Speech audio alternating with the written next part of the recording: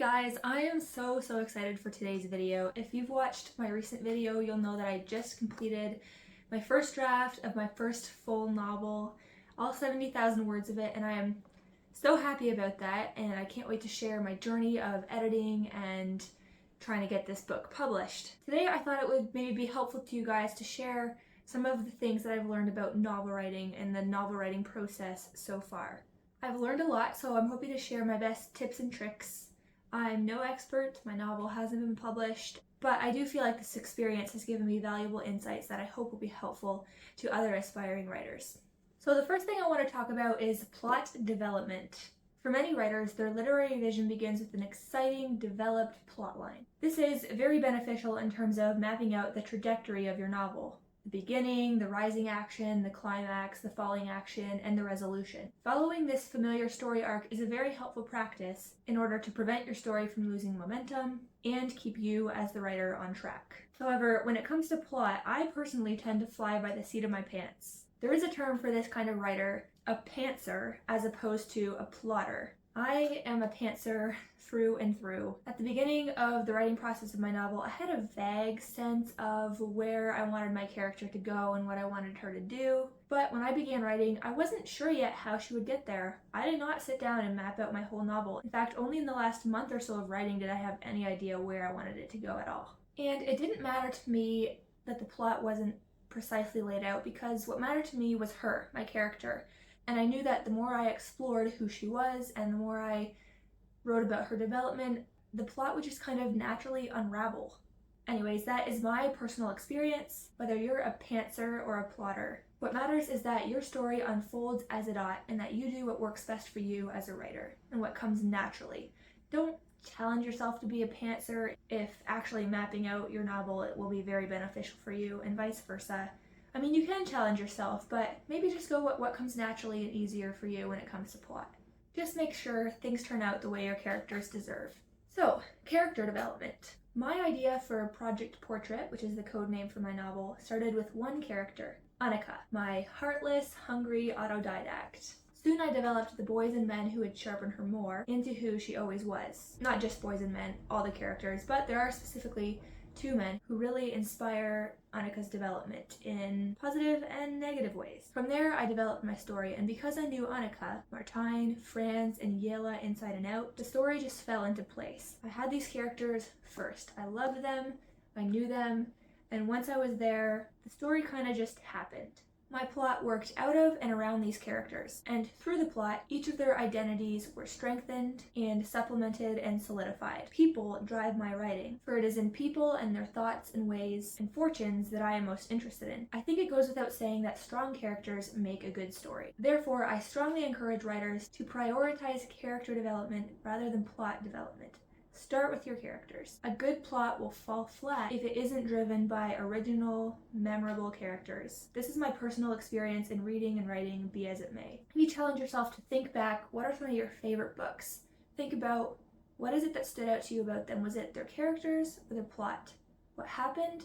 Or who the plot happened to? For example, when I think about one of my favorite novels, Little Women, I don't think about, all the intricate little events that happened, though I do really love those and appreciate those. I think about Jo March and her development as a character, and specifically as a writer, and I think about her relationships with her sisters and with Teddy and with the professor, and it's the people that I think about. It's the people that are memorable. And so I want to write a book like that, where it's my characters that my readers remember. Next, I'll talk about setting. So setting is important to most stories, but I wouldn't say it's the most critical aspect of a story. At least, it's never been the most important aspect of my writing. A conclusion that I came to while writing Project Portrait was that things are just things. What is the point in describing them? I'm only half serious. I do find it tedious trying to describe places in detail in terms of their physical appearance. I care less about what a city looks like compared to what a city feels like and what it means to a character. So when it comes to describing a setting, I focus on the feeling and the meaning of those places to my characters rather than the places themselves. You can write a very detailed description about Rome, for example, and talk about each of the buildings and their architectural differences and their colors and their whatever, I'm just gonna get bored of that as a reader. I'd rather read about how that beautiful architecture and those beautiful colors influence the character walking through them. I think trying to describe places in that kind of minute detail is just stressful. It's too much of a burden for me as a writer. I feel like that kind of stumps my creativity and kind of tramples on what I'm actually trying to do with my stories, which is bring the hearts of people to light. So for me, it's about the emotional response a place elicits, not the place's form or structure. This way of thinking and this writing method served me really well while I was writing Project Portrait because of who my characters were and what my goal was with the story. But I may decide to approach setting differently in a future novel. All this to say, do what works for you and what serves your character and your story best. If you'd rather not take the Dickensian approach of describing every detail of every object in a room, if you're like me, then try to draw attention to what about that room matters to your character instead. Theme identification. Very important. My characters bore themes, and from there my plot developed. The themes, again, were born out of who my characters were. The biggest writing challenge, in my estimation, is threading your themes throughout your novel effectively, subtly but with force. So you need to make sure your themes are present, but you don't want to make them so obvious that you're preaching to your readers. You want them to have to look between the lines and kind of discover your themes. Your themes are your overall message. And what is writing for if not to convey some message? It is critical that you don't lose sight of your themes by getting too lost in the plot or the characters. These things all need to work together. My problem is that I try to weave way too many themes throughout my story, and sometimes it's difficult to bring them all out to the end. Difficult, but not impossible. I manage this problem by defining my themes explicitly at the beginning of my writing process, and I'll post a note above my writing desk or keep a note open on my laptop to remind me of my themes over and over throughout the writing process, so that every time I'm writing a new scene or describing some sort of development in my character, I'm thinking, how does this building up and contributing to my overall message? I refer back to them time and time again, and if I reach a part in the story where I'm not sure where to go anymore, maybe I'm suffering from writer's block, then I zone in on one of the themes again. So if I'm not sure how to move forward, I will look at my themes and I will just force myself to kind of start to write one of them out again. And that gets me back on track. It's almost a foolproof way to conquer writer's block. Look back at that thread and pick it up again. Focus on the message. Don't get caught up in meaningless dialogue or exciting but frivolous action. And then before you determine that your novel is finished, look back at your list of themes and make sure that you've represented them to your satisfaction. Dialogue. Oh, dialogue. Personally, I can't stand reading casual, frivolous, common dialogue that doesn't drive the plot or directly enhance a character. I also can't stand reading eternal soliloquies where nothing is said in 1,000 words. The challenge, I think, is to find the balance between the two. Writing Project Portrait, I wanted to craft dialogue that was normal and believable in the sense that, okay, if you have two youth talking together, it should sound like two youth talking together.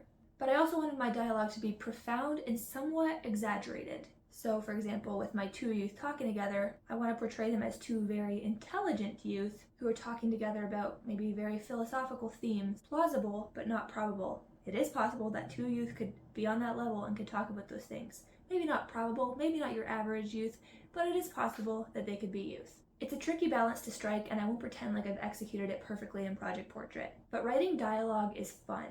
It's the best way to let your readers get to know your characters without having to outright tell them every little detail about your character's personality and likes and dislikes and etc. Good dialogue should force readers to read between the lines. And like I was saying, it's important for dialogue to be natural, but it's not really the hill to die on, as trying too hard to be natural can curb your creativity. So again, in my novel, I did write a few scenes where two youthful characters had some philosophical discussions that would technically be sort of above their level. But the point was that my characters weren't normal teenagers. I wanted to show my readers that they were extraordinary. And so I did craft my dialogue in this way. And that dialogue helped bring out the themes of my novel and the important aspects of my character's character. So to me, worth it. In this case, unnatural, possible but not probable, dialogue was permissible. I think the most important thing to remember about dialogue is that it should be serving your plot directly. Don't have characters talking about things that don't matter to the overall picture of your story, to the big picture. Every word of your story, whether dialogue or not, should be bringing the story to its conclusion, should be contributing seriously in some way. If not, it's just going to get edited out later, or at least it should. Intro and hook. You hear it everywhere because it's true. The first few sentences of your story are critical. I would argue this for the first few sentences, paragraphs, even pages, maybe even chapters. This is your chance to demonstrate the quality of your writing and the value and appeal of your story. Don't waste it. In terms of what constitutes a great hook, I think the answer just differs per story. However, as a rule of thumb, avoid cliches like once upon a time, or once this guy was born here, or whatever, boring stuff like that, and try to make it as snappy and original, even kind of shocking as possible. Try to do something new, something that's gonna set your book apart from the beginning for your readers, something that's gonna make sure that they don't want to put your book down. Ending. The ending. The ending of my novel just happened. I did not have a specific plan for it. I was writing along and suddenly I just felt that this was it. These were the perfect last lines for my novel. At that point, I knew I had accomplished everything I wanted to do with my novel, so it was just a matter of bringing everything to a satisfactory conclusion, tying it all up in a neat little bow. If you're a plotter, you probably won't work this way, and you'll want to have your ending planned ahead of time, an idea of how and where it's going to end, and that's totally fine, that's totally cool. Plot your ending ahead of time if that's what works for you. In some ways, there are no rules when it comes to endings. Your ending can be tragic, it can be happy, it can be disturbing, it can be confusing, it can be vague, it can be clear, it can be whatever you want it to be. Whatever you think suits your story and concludes your story well. If it does what you want it to do, it's a good ending. Finally, I want to talk about time management and writing consistency. I started writing my novel over 4 years ago. Essentially, this project was on the go as I pursued my undergraduate degree.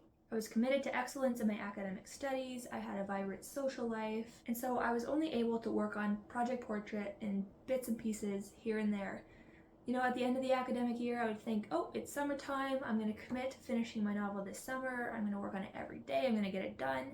And then life just happened, and the summers were just as busy as the academic year, and I never got as far as I wanted to, and so this project has just been on the back burner for so long. So these life circumstances extended the writing process extensively for me. And things didn't even change much once I graduated, because then I started working full-time, I got engaged and got married and built a house and did all these other things. And sometimes that's just life.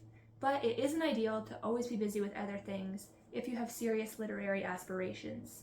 At some point, you have to sit down, give yourself a pep talk, decide to make writing a priority, and decide to make the time and set the time every week to do your writing in order to finish your project. You need to just do it, and this commitment is truly your only hope of success. In terms of practical advice then, I recommend that you set a realistic goal for yourself. It's going to look different for everybody. If you can only manage to spare 2 hours per week to work on your writing, then spare those 2 hours. Pick a day where you're going to take 2 hours to write as much as you can.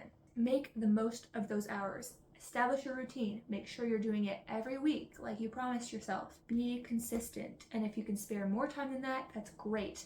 And if you can't spare even that much time, then do what you can.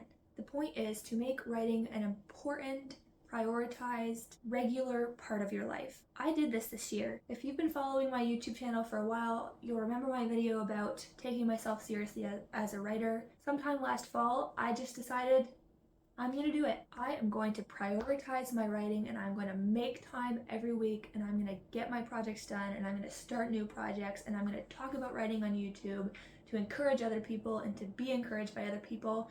And this is going to be my life. This has always been my dream.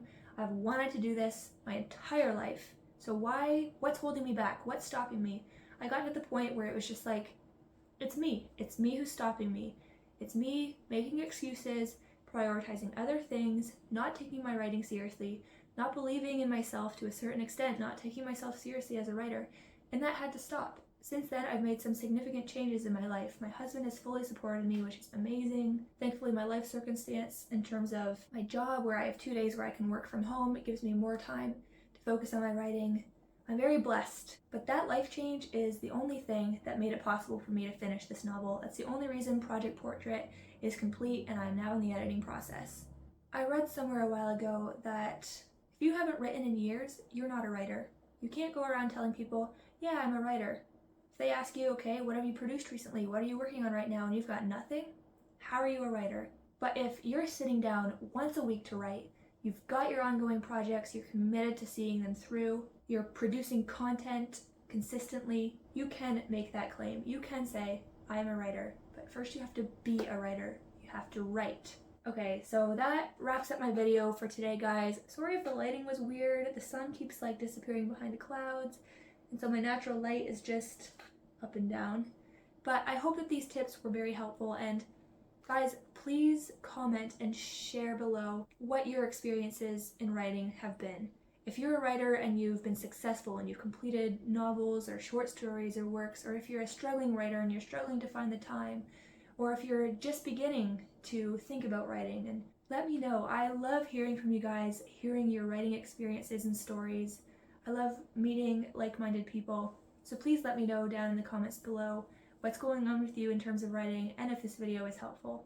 Thank you so much for watching, guys, and I'll see you again in the next one.